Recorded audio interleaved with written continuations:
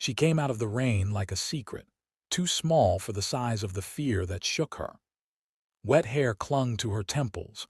Her hands were scraped and red as she pressed herself into his suit and whispered, "Please don't let them find me." Cashin Vale, the man who could freeze a market with a sentence, froze under the weight of a child's breath and the darkness that seemed to know her name. Before we begin, if this kind of story speaks to your heart, feel free to share where you're reading from. It's always beautiful to see how far stories like this can travel. Enjoy the story. It was the kind of night New York coughed up when it wanted to spit you out. Acrid steam from sewers curling with cigarette smoke, rain slicing the neon into threads. Cashin had stepped out of the gala at the atrium for a breath, because the speeches were starting to sound like hymns he'd lost the faith for.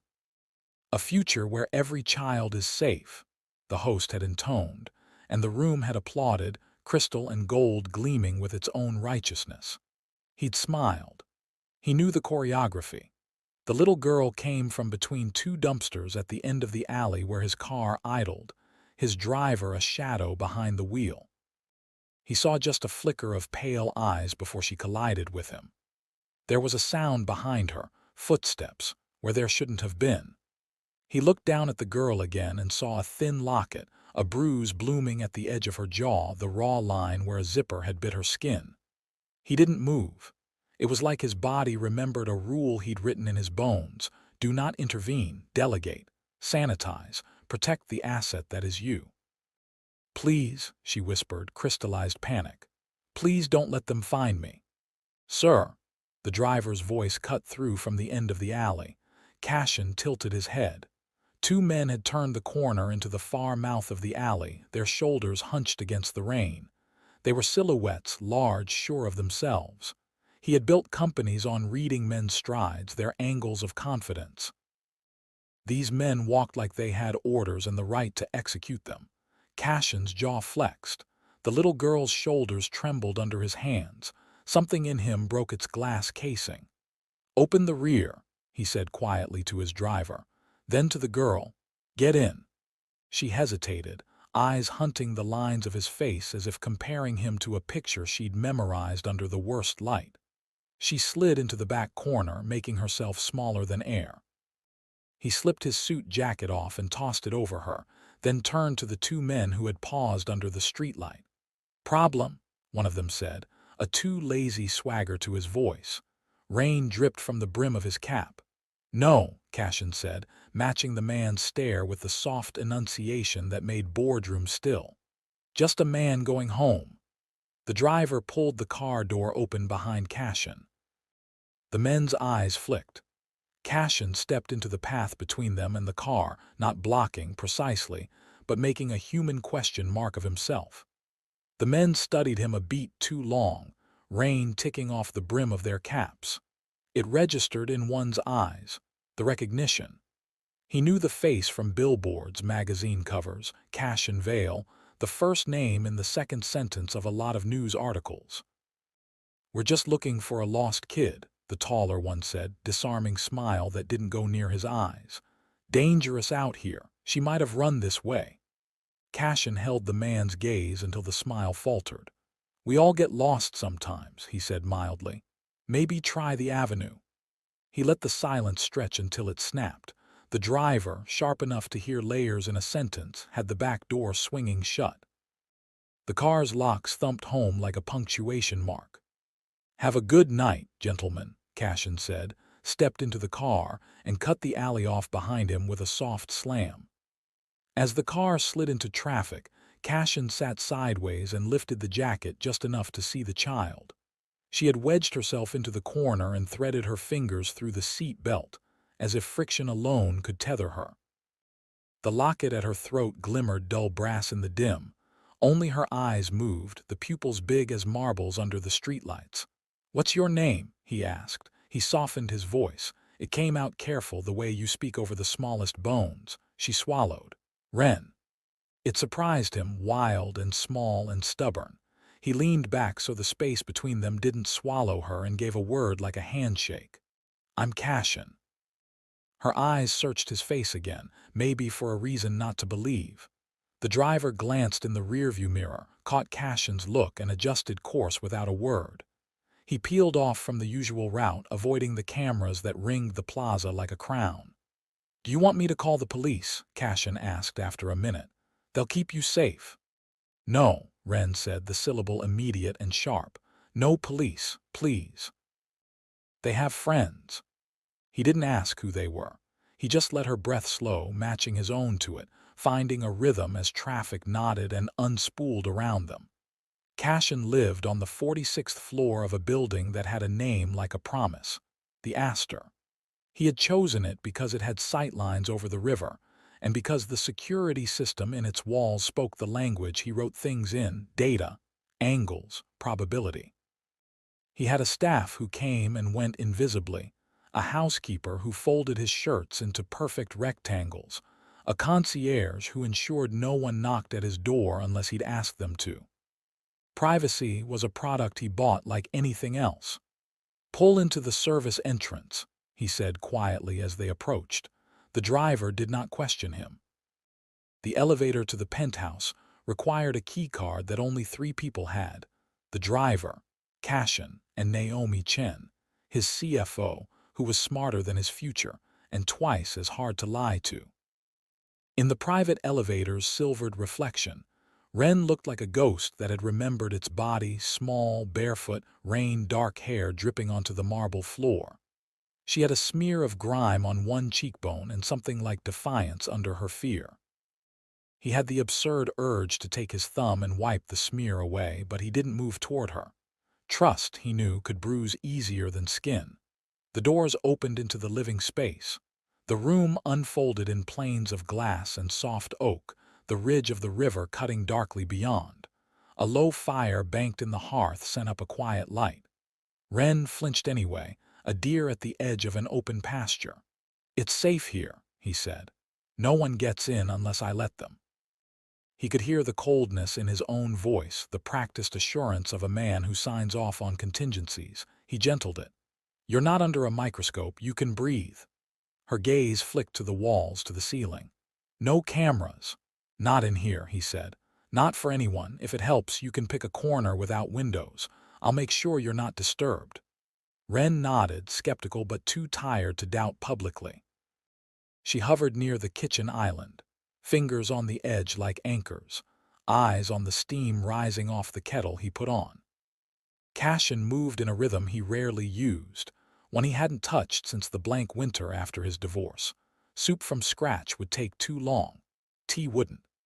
He warmed milk the way his mother had done when nightmares grew teeth, before the kind of life that wears a person out 1 hour at a time had laid a weight on her shoulders and made her stern. He slid a mug across to Ren. "Hot chocolate," he said. She sniffed it and blinked as if the smell alone had undercut something sharp inside her. She took a sip, then another, trying not to show how quickly heat changed everything. "You're bleeding," he said, not a question. He saw the gouge along the outside of her left knee, roughly cleaned, and the tangerine-sized bruise that had spread like a nebula across the inside of her elbow. "Do you mind if I?" He gestured toward the first aid kit in the cabinet. She weighed the space between them like it might tilt. Finally, she nodded once. He cleaned the cut with careful swipes as if his clumsiness might erase the trust she didn't want to give but had anyway. At the sting of the antiseptic, she flinched. He saw the way she swallowed it down, the way her jaw set. He didn't praise her for it. He only handed her a clean bandage and waited while she pressed it on herself. "Ren," he said, "you said they have friends in the police. Who are they?" She considered the fire as if it had asked the question. When she spoke, her voice came from somewhere far away, like she was reciting something she'd been told would matter. "Sunrise Path," she said. "They have vans that come with a picture of a sun coming up. They dream with kids and tell them it's going to be okay.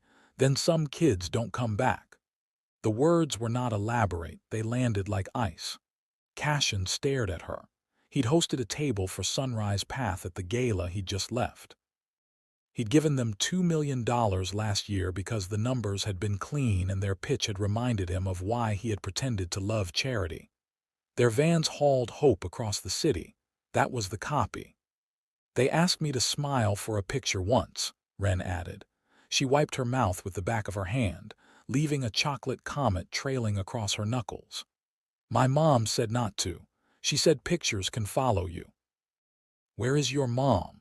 The question was gentle. It fell in the room and opened a floor beneath it.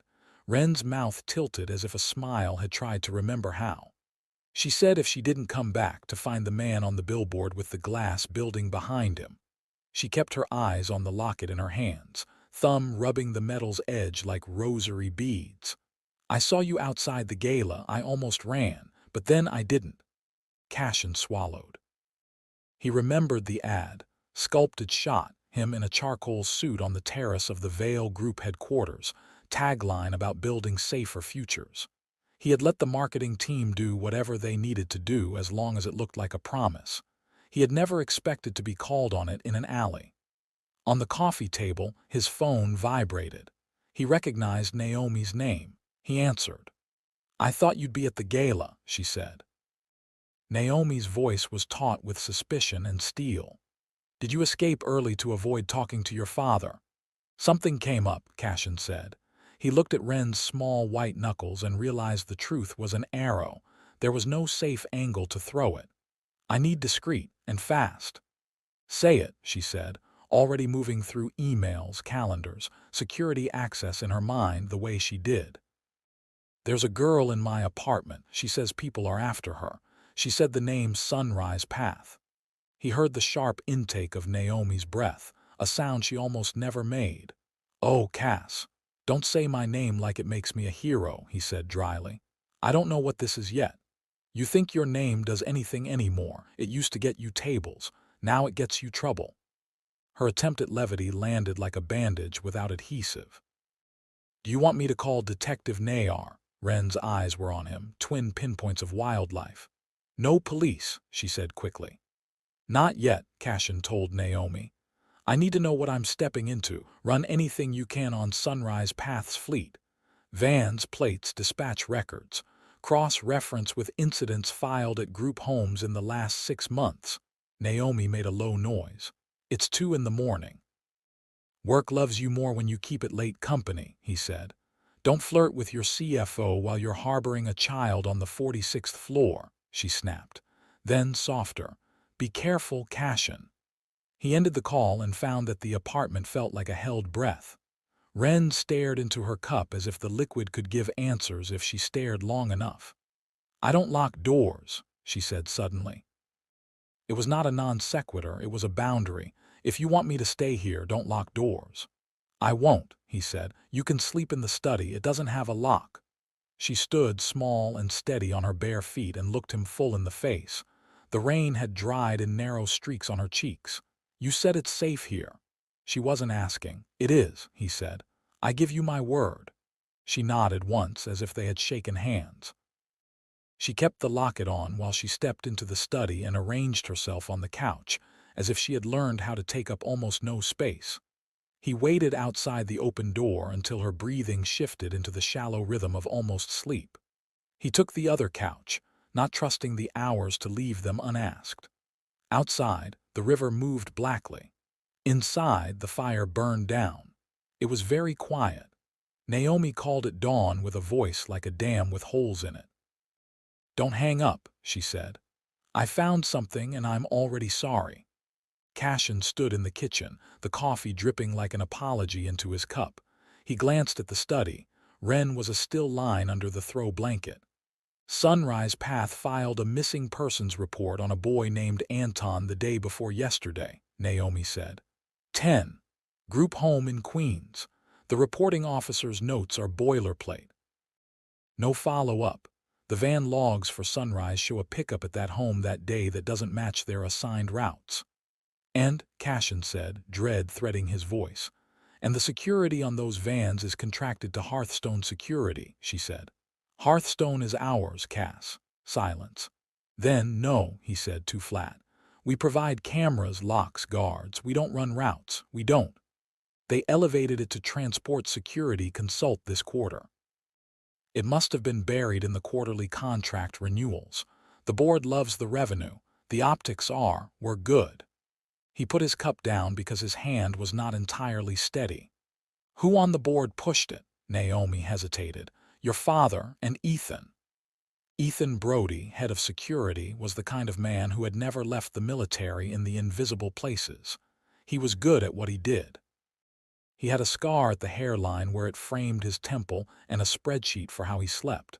Cashin had trusted him because trusting Ethan meant he didn't have to imagine what it took to become Ethan. I need to talk to him, Cashin said. I also found, Naomi exhaled. There are 3 complaints filed against Sunrise vans in the last year, 1 for inappropriate restraint, 2 for deviation from route. All unsubstantiated. The case notes were gracelessly thin. Cashin, this smells bad. He pictured the men in the alley, hoods beaded with rain. He tasted something metallic. It smells like money, he said softly, which is always, somehow, the same thing. Do you want me to call Priya? Naomi asked again. He looked toward the study. Ren was awake, watching him with eyes that had learned caution from a world that didn't deserve to teach it. Give me 6 hours, he said, and then call her. I'll tell Ren. We do this together. He hung up. There was a humming in him now that wasn't panic and wasn't adrenaline.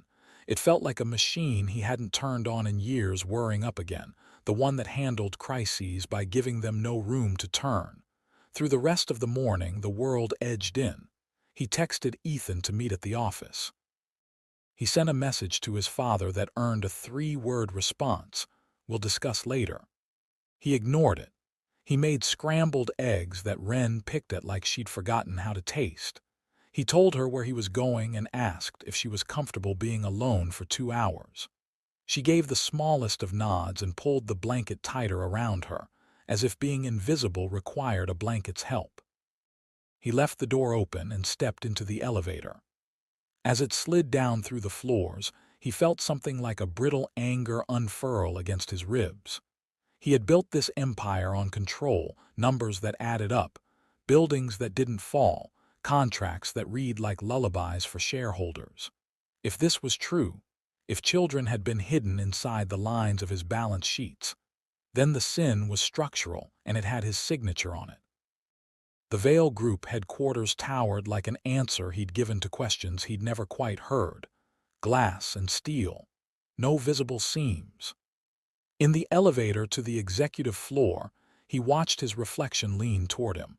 The mouth that tightened when he had to say the thing that mattered, the hair he hadn't had time to tame, the eyes that had learned distance as a second language. He stepped into his office to find Ethan already there, hands in his pockets, smile in place. You called early, Ethan said. Something up. Cashin shut the door and didn't sit. Tell me about Sunrise Path. Ethan's smile thinned. What about them? The contract we signed last quarter, the expansion. Why wasn't I briefed on the scope? You were, Ethan said, the way a man tells you something you signed in a stack of papers in a room without a clock. At least your signature was. Sunrise is expanding. They needed security that could scale. We can. It's a good deal. For who? Cashin asked softly. There have been complaints. There are missing kids. There are vans not going where they're supposed to go. Why were our guards assigned to those vans? To keep kids safe, Ethan said flatly. To restrain the ones who bolt, the ones who hurt themselves. And if those kids don't come back, Cashin said. Who restrains Sunrise Path? Ethan's jaw worked. Do you have any idea how many moving parts go into keeping kids who have been through hell from running into more of it? Or do you only see them from a stage? I saw a kid last night, Cashin said. She was running barefoot in the rain. She asked me not to let your men find her. Something changed in Ethan's stillness, an almost imperceptible coiling. My men, or Sunrise's. She said they had friends in the police, Cashin said. She named Sunrise, and those men wore the kind of walk you teach in your drills. Ethan's voice, when it came, was patience soaked in something almost pitying. You don't know what you're inviting when you open your door to a feral kid with a story. And you do, Ethan shrugged. Enough to know kids lie, they have to. That doesn't make them bad, it makes them alive. Cashin took a step forward. Did you know that one of our vans deviated from a route on Wednesday? Yes. And? We're looking into it. We, Cashin's laugh had no humor in it. Or you, the man whose bonus is tied up in keeping our security incidents low. Ethan's eyes cooled. Careful, Cass. He wanted to sit. He wanted to buy 20 seconds of thought. He didn't. I need access to the van GPS logs for the last month, fully unredacted. I want the names of every Hearthstone guard assigned to Sunrise Path, and I want a meeting with Sunrise's director. Ethan's nostrils flared. That goes through the board. Do you think I don't know where the board lies? Cashin said. I'm not asking. I'm telling you to set it up. Today. My schedule will accommodate it, Cashin said. Unless you want me to walk downstairs and make a statement that makes investors nervous. You love it when I do that. Ethan studied him as if measuring a different kind of threat than usual. I'll see what I can do, he said, and left without turning his back. Cashin exhaled into the quiet like a man who realizes the bridge he's on creaks under a weight it wasn't built to hold. He sent Naomi a text. He's stalling. She replied with a link to the city database that needed a password he had and she didn't. He began to dig.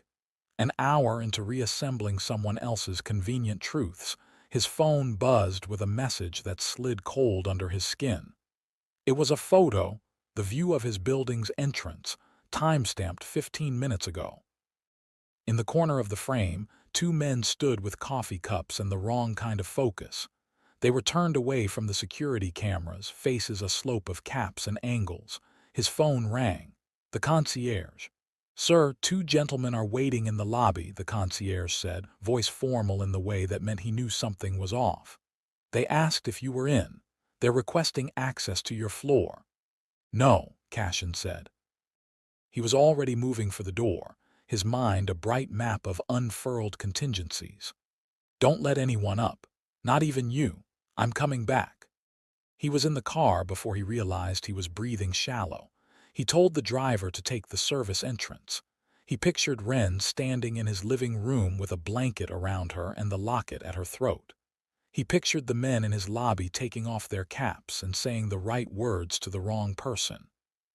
When the elevator doors slid open, he saw immediately that the quiet wasn't empty. Wren was sitting on the floor with her back to the couch, knees pulled up, locket in her hands, eyes on the door like a sentry who couldn't afford to be surprised. They came, she said. There was no tremor. She had used up the day's allotment of fear. They asked for you. How did you? She lifted her chin toward the small screen on the kitchen wall, the one tied to the building's security feed. I watch, she said simply. You are going to be trouble, Cashin said, and he could hear in his voice the warmth he wasn't sure he should feel. He crouched so his eyes were level with hers. Do you still have the thing you thought you needed to get to me? Her fingers tightened around the locket. Wren, he said softly. If there's something you took, something they might kill for. She looked at him a long time, the way a person looks before they hand over something that will ruin the way people have been pretending to think. Then she unclasped the locket and pried the two halves apart. It opened like a secret.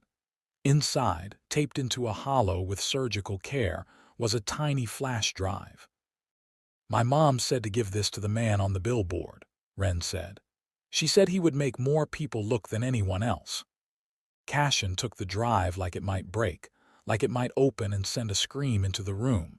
He slid it into his laptop and entered a password that would keep the building's network from touching it. The files nested like a Russian doll, pictures, a few audio clips, and 3 videos. He clicked the first one and watched grainy footage of a warehouse somewhere. It could have been anywhere, until the camera panned to a poster leaning against a wall, Sunrise Path sun half peeled away. There were shadows of small bodies and a voice, not cruel but tired, saying, No, you wait till they get the paperwork right. We don't need another Priya breathing down our necks. Another voice laughed. Who cares? She's just a kid. There was more. A van going down a service road into a building lot that didn't match any of Sunrise's licensed locations. A man's face in profile. Cashin paused the video and took a breath he didn't feel enter. The man was Ethan. Cashin closed the laptop and sat back. He could feel time wipe its feet at his threshold and come in anyway. I suppose this is the part where I call the police, he said. Wren's hands had clenched so hard on the blanket the knit had imprinted on her fingers. They will tell my mom's friends, she said. There's a woman, Lark, who said if she heard my name she'd give it to the wrong person for a cigarette and a $50 bill. Then I don't call them, he said. Not alone. I call one person, and I put her in a room with this. He dialed. When Detective Priya Nair answered, she was halfway through a cup of coffee. He could hear it in the set of her words. This better be work, Vale, she said, or the next call you get from me will be personal. It's both, Cashin said. It involves kids and Sunrise Path and my company, and I'm about to blow a hole in my life you could fly a plane through. She went very quiet. You have my attention. I'm sending you an address, he said. Private, bring no one. If I see any uniform within 3 blocks, I burn the building and this drive goes somewhere it will never be found. Is that a threat? It's a promise on behalf of a child who asked me not to let them find her. He hung up before she could argue, then immediately regretted the cruelty of impatience. He turned to Wren. Her name is Priya, he said. She is good. She is one of the people who doesn't go looking for people like you in an elevator with cold hands. She will help. Wren nodded, trusting a piece of him he hadn't known was worth trusting. My mom's name is Margaret, she said suddenly. It was as if she had decided that if he was going to use his name like a sword, he should be given hers like a shield. She cleaned houses sometimes. She smiled stupid at things no one saw. She said if the world got too big for me to hold onto small things, like a spoon or the sound of a bird or my own hand, that sounded silly. It doesn't now. He wanted to say something that would put a floor under that sentence. He couldn't. He put his hand on the floor between them, palm up, not touching, an invitation the size of a small country. After a moment, she put her fingers on his, just the tips. Priya Nair arrived without sirens. She wore civilian clothes and a face that knew how to listen. She shook Wren's hand like it mattered. She looked at the locket like it might be the center of a prayer circle. Then she sat at the table, set a notepad down, and said, "Tell me from the beginning." Wren told it in halting pieces. Margaret, the group home, how things got less kind after a new van driver started wearing a different badge. How Anton had been there one day and not the next. How the woman named Lark had leaned down and said, "If you keep your eyes open, you might never sleep again." How her mother had found the warehouse by following a friend who had been asked to clean an office there. How her mother had cried soundlessly in the bathroom, clutching a phone and a locket. How they had run. How Margaret had said, "Go to the man whose face is everywhere. Use the locket. Use your small hands. Run when you need to. Hide your feet under your dress in waiting rooms so men don't see how fast you can run." By the time she finished, Priya's knuckles were white. She didn't touch Wren, as if she understood the logic of not putting weight on a bruise. She only said, "Okay," in a tone you could pitch a tent on. She turned to Cashin. "What's on the drive?" "Evidence," he said, "and a piece of my life I didn't know was a lie." Priya nodded once, not unkindly. "You know if you give me that drive, there's no going back." "Back to what?" "Being the man whose face is everywhere without having to answer for where your money goes," she said. There was no contempt, only the kind of clarity you don't get paid enough to name kindly. "Your father will defend himself with a sword made of influence. The board will protect its dividends. Your best friend works for you because that's how she keeps you honest. She will not be able to hold the line when the line is wired. You will be watched. We will all be watched." Cashin looked at the locket and imagined his mother's hands at a sink, pink with dish soap, and the hot grief of a life heavy with too little. He imagined himself on the terrace in the billboard photo, city looking back at him like a question. He imagined Wren running in the rain and asking him not to let them find her. The old answer, the safe one, the board-sanctioned one, had been replaced by this room's other light. "Take it," he said. He thought giving up the drive would feel like opening a vein. It felt like opening a window in a house that had been locked for a decade. Priya pocketed it with a gentleness that made the room lean toward her. "I can't protect you from all of this," she said. "But I will try. I'm going to need your help, Cashin nodded. Tell me what to do. Hold a press conference. Priya's mouth curved. Right now, before they can plug the leaks, announce an internal investigation into Hearthstone and Sunrise Path. Make it messy, make it public. People get careful when the lights are on. My father will. Call your phone and break it with his voice, Priya said. Block him. Howard Vale does not get blocked, Cashin said dryly. He does now, Priya said. You want to do this. You do it fully, burn consent into the ground. They made the plan. Naomi arrived, hair in a low knot and eyes that had gone from sharp to weaponized. She had discovered a repeated meeting each month between Ethan and a woman named Olivia Paris, Sunrise Path's director, and more troublingly, a line item in a sub-subsidiary budget labeled Special Route Support. It was money traveling the way only dirty things and good wine traveled, quiet, expensive, with notes of something you recognized and couldn't quite place. Naomi looked at Cashin and said, I was proud of us. Even when I wasn't. I don't know what I am now. Just tell me who to aim at. Everyone who isn't this child, Cashin said, including me when this gets muddy. They walked into the sunlight with their plan like a bright thing that had teeth. Cashin stood at the podium in the atrium of his building and watched reporters lift their chins like seagulls ready to fight for bread. He started to speak and realized his throat had stitched itself into something tight. He accepted it. He spoke through it. We are launching a full and transparent investigation into Hearthstone Securities' partnership with Sunrise Path, he said. He watched the word transparent travel across the bank of cameras and reflect back at him like both promise and threat. We have severed all contracts effective immediately. We have requested that a third-party oversight body take custody of all relevant files. We will cooperate with law enforcement in every possible way. Cashin, a reporter called, voice high with hunger. What prompted this? He set his face down on the question like a man who has decided to die well if he has to die. A person asked me to look very carefully. I did. What I saw suggests that people my company is connected to might have been involved in harm. There is a drive in the custody of authorities that contains evidence of potential wrongdoing. Do you accept responsibility? The question cut him, cleanly, deeply. He did not bleed. I accept my responsibility, he said. All of it. He took 2 more questions and left before the third could turn the scene into theater. He climbed the stairs to his office to find Howard Vale waiting, a man built of winter coats and willpower, jaw so cleanly shaven you could cut something on it. His father's gray eyes took in his son's face and the mess behind it and decided to loathe it. What have you done? Howard said, not a question. What you taught me to do, Cashin said, moving past him because he had to keep moving or he would fold. Protect what matters. What matters is the company, Howard said.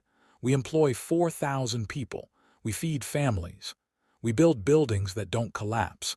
You don't tie an anvil to that because someone wrote child on it and pushed it into your hands. Cashin rounded on him. Someone named a child in a ledger and thought it would keep her from being seen because it made it official. Howard's lip curled, a man unused to being called small. You are reckless, he said. You always have been. It makes you magnetic. It makes you stupid in the exact ways your mother was. Cashin's hands stilled. He had always known his father could do this, pull a certain ghost into the room when he needed to take a piece out of his son. Don't use her, he said quietly. Not today. Howard's anger cooled, which was somehow worse. You will call the press back, he said. You will say the investigation was taken out of context. You will step back and let Ethan handle this. That is what I am permitting. Cashin straightened. You are expiring, he said softly. His father blinked. What? My obedience, Cashin said. It's expiring. Come on, Howard, be honest with me. What did you know? He watched the flinch, a tremor at the eye's corner so small he could have imagined it. I knew Sunrise Path was good for us, Howard said. For the city, for our name. You knew they were wolfing food and calling it charity, Cashin said. You decided the board would eat too. Howard took a step toward him, and for a heartbeat Cashin thought his father might reach out to do something absurdly human like touch his shoulder. He only adjusted the cuff of his shirt. "You're out," Howard said conversationally. "If you continue this, I will gather the board and we will vote you out. You will walk away with shares that won't buy you back the part of yourself you're about to burn. Or you come to dinner tonight, we will craft statements that make this smaller, and you will keep your job." Cashin looked at the man who had taught him how to cut deals with hands that never shook, who had told him that tears were for people who didn't take the elevator. He felt something like a boy under the sternness. Then he looked past him at the city he had lied to with 100 advertisements and decided what man he would rather be. "I choose the burning," he said. Howard nodded, like a poker player acknowledging a good hand while calculating the next play. "Then you are a fool in company," he said, and left. They came that night. They didn't come through the front door because the concierge had decided to be a soldier. They came through the service stairwell because that's where Ethan would plan for them to come. There were 3 of them. They moved like professionals, quiet, sure of their floor plan. The one in the lead spoke into a mic, voice tight. "We're on 46. Cashin was in the study with Ren and Naomi because he had finally allowed paranoia to sit at his table. He had handed Ren a pair of sneakers small enough to be fast in. He had given Naomi his spare handgun after 5 minutes of her telling him he was ridiculous for having only one. Priya was in a car on the far corner, listening to the building's tremors through a wire she'd slipped into the right network. "3," she said in his ear. "That's not a snatch, that's a message." "What's the message?" Naomi said, flipping the safety off without looking away from the door.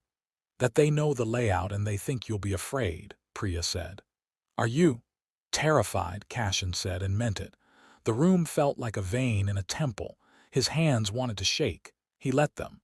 The first man stepped into the living room like it belonged to him. The second moved toward the kitchen. The third hung back at the entry, a ghost to clear their exit. Cashin stepped out of the study then, risking profile from the angle of the kitchen camera. Image captured as silhouette for the file that someone would review if there were a review. He had his hands empty. He had a face he used in negotiations when the other side needed to think they could win and then be surprised when they didn't. "No need to break anything," he said. "I assume you're here for a conversation." Ethan stepped out of the kitchen. He looked like a man who had taken off his skin for this. "We are," he said. Naomi stood behind Cashin with the gun angled at the floor the way you learn when you intend not to miss.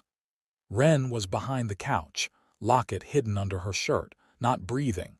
Priya's voice in Cashin's ear was a metronome. "Wait for my mark," she said. "We just want to ensure the safety of assets that have been compromised," Ethan said. He did not glance at the study door. He was too good. Cashin admired it briefly and then hated it very much. "Children aren't assets," Cashin said. "You don't get to call them that and hope it makes them less human." Ethan's mouth ticked. "Ever the poet." "And you the soldier," Cashin said. "We all wear our childhoods like suits we pretend we chose. You could still take this off." Ethan's eyes changed, just slightly, a flick under the iris that almost made Cashin pity him. "This isn't about me." "It is," Cashin said, stepping sideways to widen the angle from the study. "It's about all the ways we let ourselves become the story someone else wrote for us because it pays well and feels like a uniform." Ethan flicked his fingers and the first man moved. Priya's voice was steel. "Now." Naomi moved like she had been planning to all her life. Cashin hit the panic button on his watch, triggering the building's shutters. The lights went down 2 degrees. Somewhere, a siren they had not invited started screaming, the concierge having decided that if he couldn't be a soldier, he could at least be a pain. Ethan lunged, but not at Cashin. He went for the study. Naomi fired, aiming low. The man behind Ethan folded, cursing, his leg remembering blood the way trauma does. Cashin threw himself sideways and collided with Ethan at the doorway. Ethan was heavier. He landed on Cashin with the weight of 6 men stacked. Cashin grabbed for his wrist the way his trainer had taught him, when he had been embarrassed that billionaires hired trainers for things they couldn't get good at on their own. He held on. Wren didn't scream. She moved. She darted past Cashin, shoes a whisper on the wood, between the men the way a rabbit knows the angle of a fox's leap. She slid under the dining table and came up at the end of the kitchen island. Naomi's second shot cracked the air open. The third man cussed, gave up the way mercenaries do when the math isn't worth it. Ethan wrestled up enough to see Wren and then made a decision Cashin would not forgive him for even when he died. He reached for her. Priya was in the door by then with her badge not visible, and her gun very visible and the kind of voice that calms rooms and ends careers. "Hands where I can see them," she said. Someone in the hall shouted, "Police," in the harried way that meant they were employed but not allied. The third man dropped his weapon. Ethan did not. He had a moment where he thought about a life where he would, and then the kind of life that makes men decide not to did the deciding. Naomi knelt beside Wren, shielding her with a body that was maybe too small for the kind of promise it was making, and was making it anyway. Cashin put his forearm to Ethan's throat just long enough to give the room a chance. Then he did something he didn't know he was good at. He let go before the damage became a rope. It was over because it had to be. Not clean, not surgical. Enough. Ethan stared up at Cashin from the floor, eyes cold, blood seeping from a cut on his cheek. "You think you're a hero," he said, his voice quiet in the kind of way one remembers even if one tries not to. "You're a man who got lucky with money and a face people put on covers when they get bored. You'll be fed to the machine, too, eventually. You'll smile as you go. You always have." Cashin stood, chest heaving. "If they feed me to the machine," he said, "they go hungry." They arrested Ethan. They arrested Olivia Paris 2 days later, pulled out of her office with her hair falling out of its bun and her mouth open like an apology she had never planned to make. Wren watched the news from the far corner of Cashin's couch, knees tucked under her chin, not triumphant. The city ate scandal like bread. It would eat this, and then it would ask for dessert. The law moved as law does, slow, measured, with a strange poetry to its language that pretends it can name everything it needs to name. Priya visited and kept her voice soft and her eyes sharp. Naomi handled the board like a war she had been waiting to have. Howard Vale made his move. He rallied 3 votes and attempted a 4th. He would have won had the world not seen Ethan's face on a morning show between footage of kittens being rescued and an elderly couple dancing in a park. Howard misread a nation's guilt. He lost. The board chose not to remove Cashin, not because they had found their souls, but because their calculus told them that being seen supporting very public moral action now would pay dividends later. Cashin took their help and hated them for their timing in equal measure. He stepped down anyway. He made a minimalist statement about needing to focus on the investigation, on restructuring, on aligning his values with the work. It sounded like something he would have said the year before, like he meant it. Now it felt like a translation of a language he had just learned to hear. He was tired. Not the kind of tired that sleep fixes, the kind that involves learning to have a body.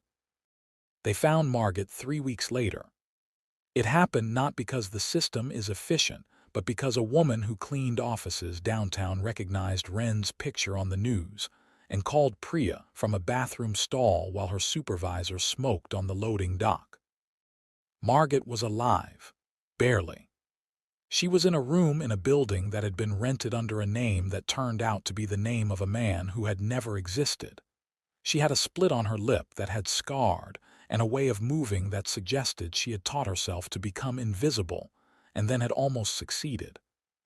When Wren saw her, she did not run. She walked across the room with the calm of a person who had rehearsed this moment so many times she needed to prove to herself she had not used up all its energy on imaginary practice. Margaret gathered her like the first breath after drowning. They stood like that for a long time while Priya and Cashin and Naomi pretended to leave the room without actually leaving it. "Did he keep you safe?" Margaret asked finally, her voice a scrape and a prayer, tilting her chin toward Cashin. Wren did not look back. She nodded into her mother's shoulder. He didn't let them find me. Something in Cashin that he had not let himself weigh broke and settled. He nodded once almost to himself and pressed his palm against his sternum like he could remind his heart to stay inside. They sat then, the four of them, and the room was suddenly crowded with other people, the ones who had survived and made their survival small out of necessity, the ones who hadn't and deserved names on the breath of people they'd never meet. They talked about the small things first because the big things grew like ivy and needed to be pruned slowly.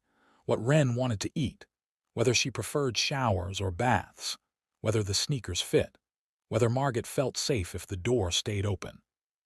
Cashin made coffee badly. Naomi, for once, did not correct him. Priya leaned against the wall and watched the shape the room made around the reunion and decided that if she ever left this job, it would be because of a moment like this, loud as it wasn't. They did not adopt each other. Life is not that efficient with its hope.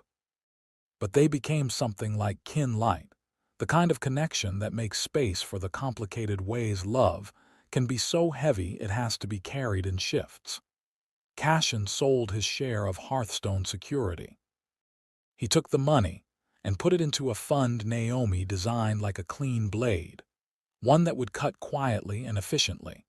Grants for community-based foster care programs that had no glossy brochures and no compliance officers who wrote best practices in PowerPoint, but had a record of making sure kids slept in beds their bodies felt safe in.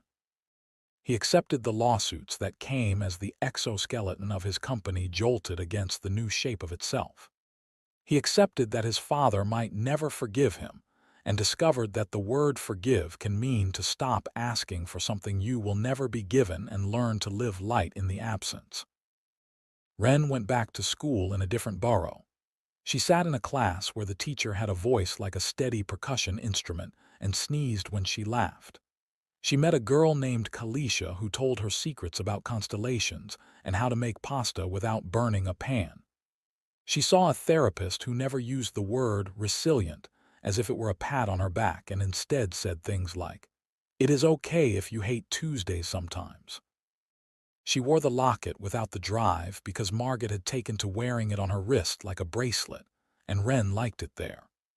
Margaret got a job at a bakery where the owner paid in wages and bread, and occasionally in song when the radio was on, and they were too tired to be serious. She and Wren lived in an apartment with a door that stuck when it rained. They put a plant in the window that refused to die even when Wren forgot to water it.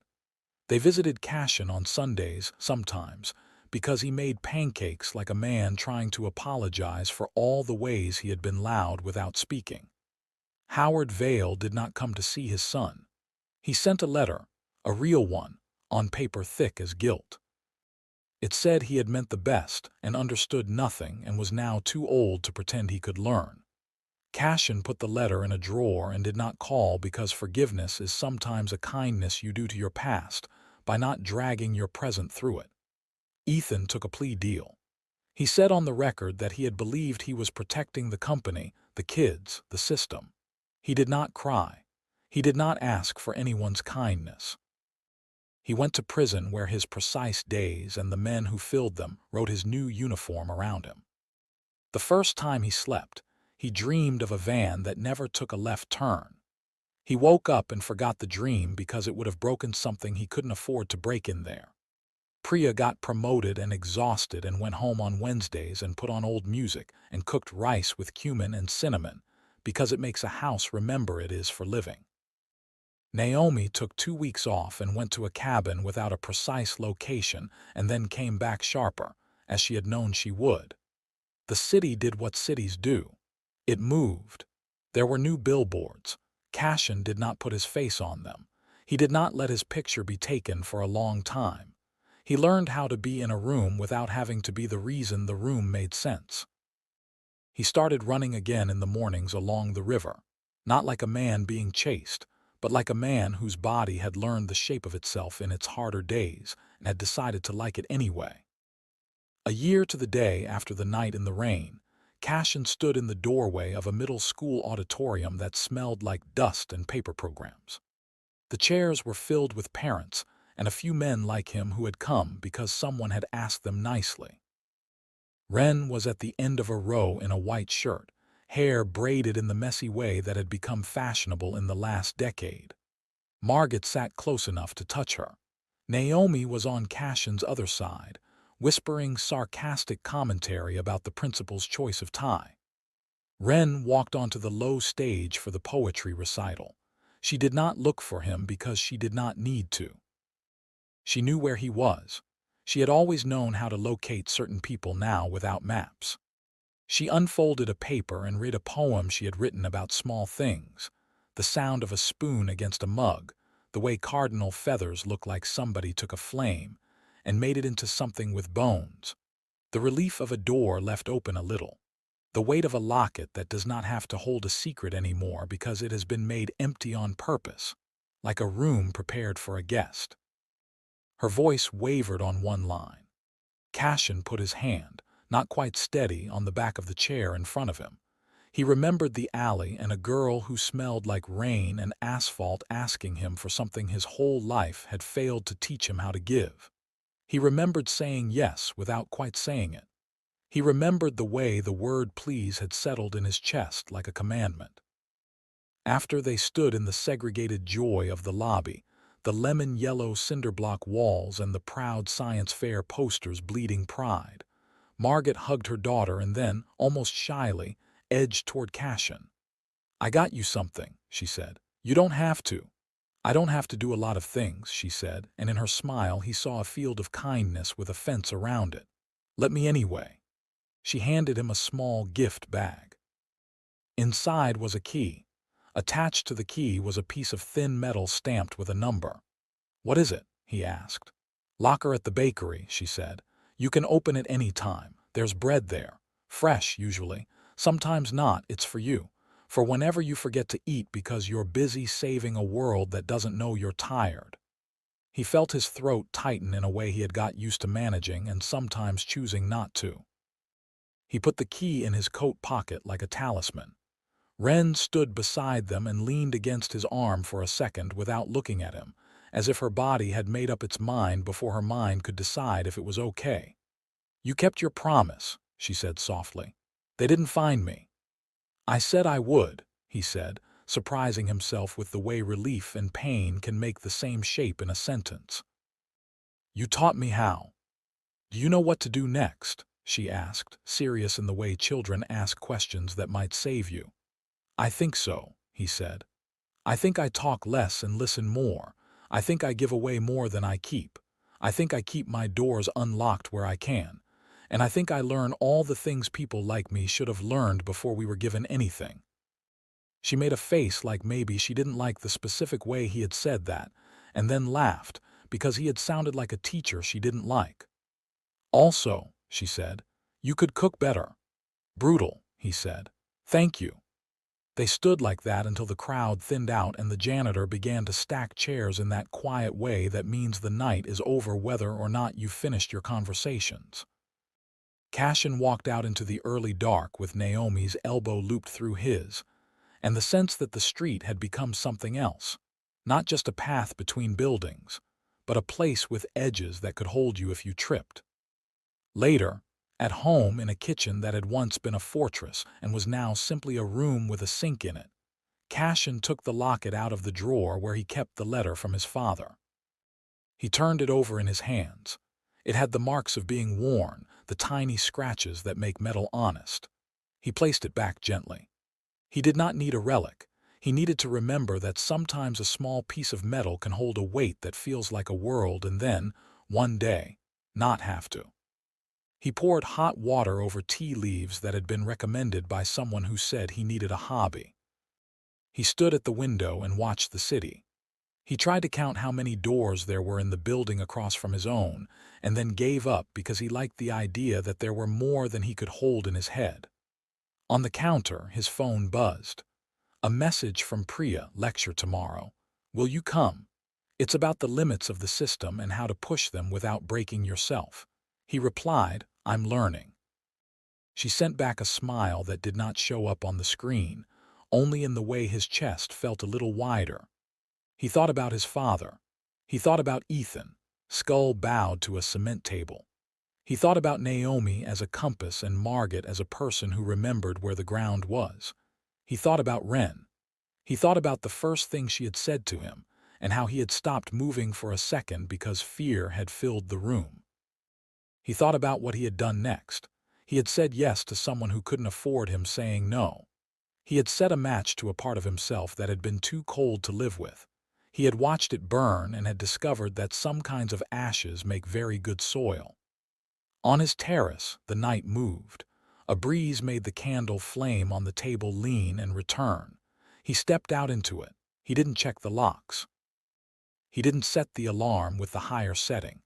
He stood in the middle of the air, arms on the railing, and let the world find him only on his terms. "Before we begin," he said to no one and to everyone, remembering another sentence, another night, "tell me where you're from." The city answered with rain, with birds, with a siren that did not belong to him. And somewhere, in a small apartment in a building with a door that stuck when it rained, a little girl slept with her hand on a space beside her that had once been all sharp edges and was now, by labor or love, smooth enough not to cut. Cashin Vale looked at the city he had tried to own and finally recognized that the only part worth keeping was the part he could carry in his bare hands and give to someone else when they asked. He went inside and left the door open a little. The night breathed. He did too.